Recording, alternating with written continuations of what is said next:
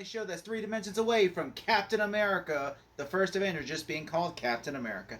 I'm your host, 3D Jake, and today we're looking at Captain America, the first Avenger, released in 2011.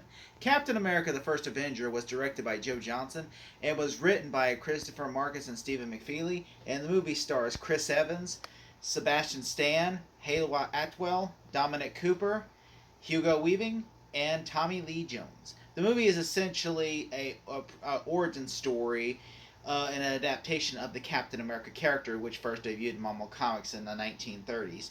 The character is essentially about Steve Rogers, who basically takes the serum, super soldier serum, who's a weak, scrawny guy, takes it and becomes, in the 40s, to become a super soldier who he can defeat the Nazis, which the Nazis are right now led by, the Red Skull, which are a group, they said that the Nazis essentially become reformed into a group called Hydra, which basically are run by the Red Skull, who basically want to annihilate the entire world using alien technology. I will say, when I first heard that they were making a Captain America movie, I was really back then. I always wanted to see a Captain America movie because I just knew that they could absolutely make a fantastic Captain America movie if you try, modern day, because they've tried in the 90s and the 80s to try to make one. They tried in the early 90s to make one they call like Captain America, which was not a very good movie in my opinion. And then they made a sequel to that because they did okay, I guess, on home video, and then they did a sequel which is even worse. So and I think in those movies, like, I hated because they made the Red Skull Italian, instead of like he's a Nazi, but yet he's Italian. I'm like, what, and also, like, he's only the Red Skull for like 5 minutes, like he's like, you see like a really bloody Red Skull, and then all of a sudden, it's just him wearing like a bad, almost like a Halloween mask over his face. The rest of it, he's got surgery, and I think, honestly, I like the idea that you could honestly set it, take it out of the 40s in the first 10, 20 minutes, then set it present day. I thought that would work, but obviously I like that Marvel did this approach where, like, look, we're going to do the whole movie in the 40s, and then the sequel, we're going to set modern day. I think that's why I love Winter Soldier so much. I love Winter Soldier even more than the first Avenger, because they do that movie I wanted, where it's like him present day and everything. And I like Chris Evans as Captain America. When I heard he was going to play it, I was always like, I kind of want someone like Patrick Swayze to play Captain America. And then Chris Evans really didn't disappoint, even though I'm like, the Human Torch is going to play, because he was the Human Torch at the time. And then I'm like, after he's just like, oh, I'm no longer playing the Human Torch, I'm done with superhero roles, because he's played a bunch of superhero characters. The Captain America's not the second character. He's played in the movie The Losers, which is a comic book, Scott Pilgrim vs. the World, which is a comic book. And then on top of that, he's also played, I believe, one more comic book character that's not the top of my head that I'm pretty sure is a comic character he played. Where I'm just like, Chris Evans is a great actor, but I'm like, yeah, I just think that, he's played a bunch of comic characters. He said he's just tired. I remember after the Fantastic Four: Rise of Silver Surfer came out, he's like, I'm not playing no more comic book characters.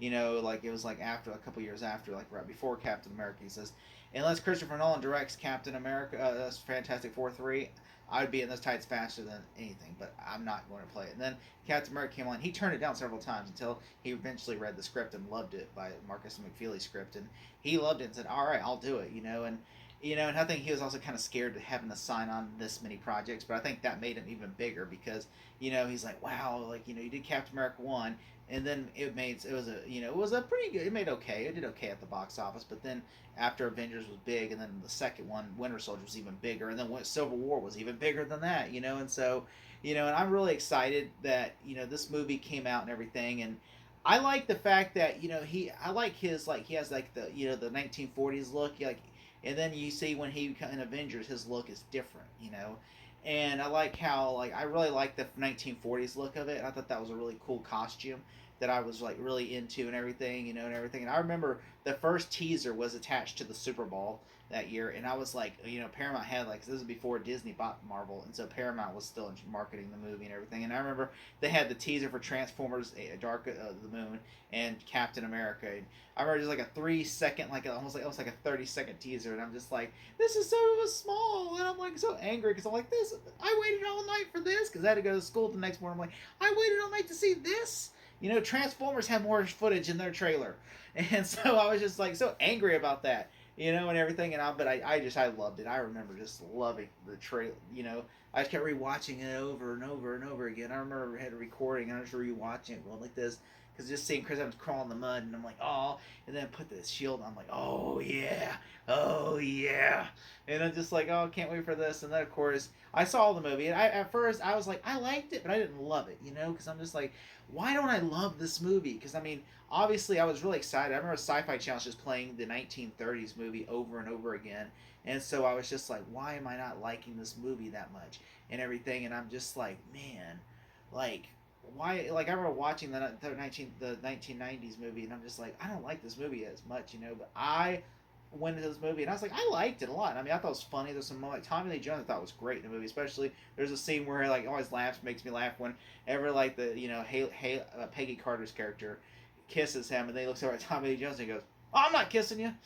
Yeah, and I thought that was really funny, and everything. And there are some great scenes with the Red Skull wherever like it builds up to him. Even though I kind of wish we would have seen him deteriorate. Instead, he's already became the Red Skull, but like it does his backstory, but doesn't really.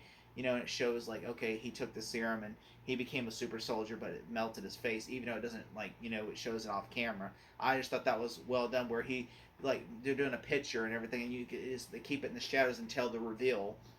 Where eventually he does show like his face and everything. And I also like that Joe Johnson directed this, because I think he made an underrated movie called The Rocketeer, and I think that this movie is kind of like almost feels like almost like a legacy sequel to The Rocketeer, and I really enjoyed that. And I actually think if you look, the movie has a lot of nods to The Rocketeer, especially in the Hydra design outfits.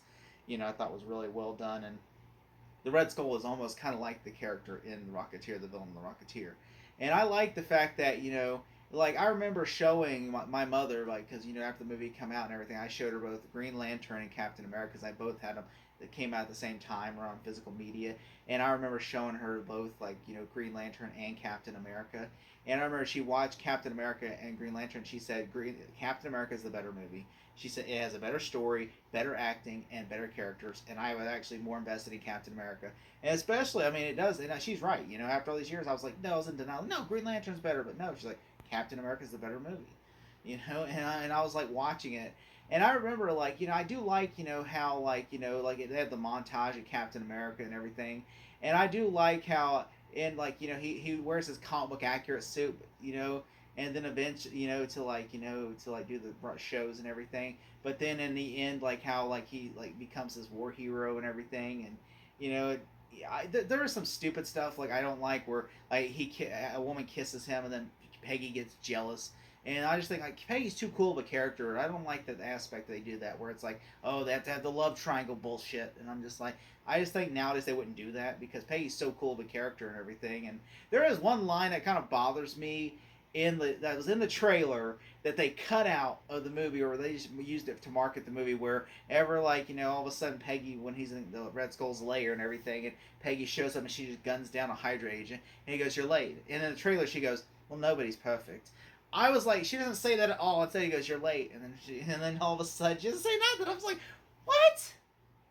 I'm like, that was so great. I mean, like, come on, and everything. I do like how the third act takes place on the plane. It kind of reminds me. I don't if you've ever seen Batman Beyond, the pilot episode. It's the first two episodes of the episode. They kind of called it If you've ever owned it on VHS, it was called Batman Beyond the movie.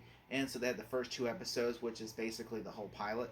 And I remember whenever Batman looks over, he's looking for the bad guy, and he looks over, he's sitting in a chair, and he looks over in the chair, and he's not there, and the bad guy's right behind him.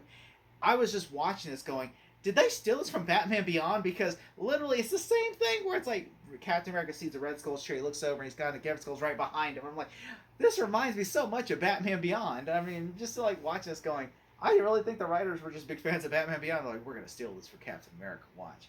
I do like how like he the Red Skull gets sucked into the portal and he sacrifices himself by crashing the plane and gets frozen in time, and then like how he wakes up.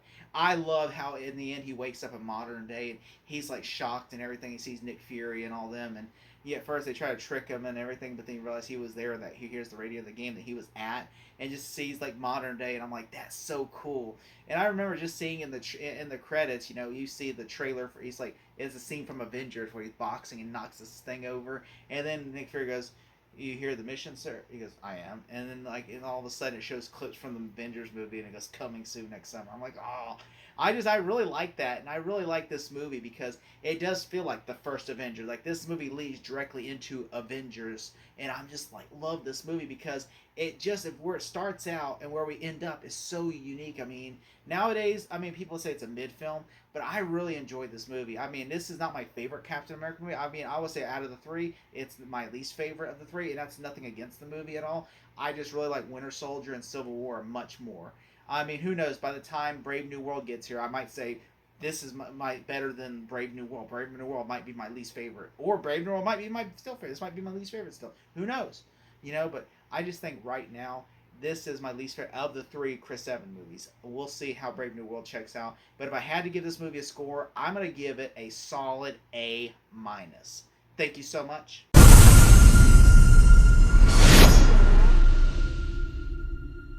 What do you think? I think it works.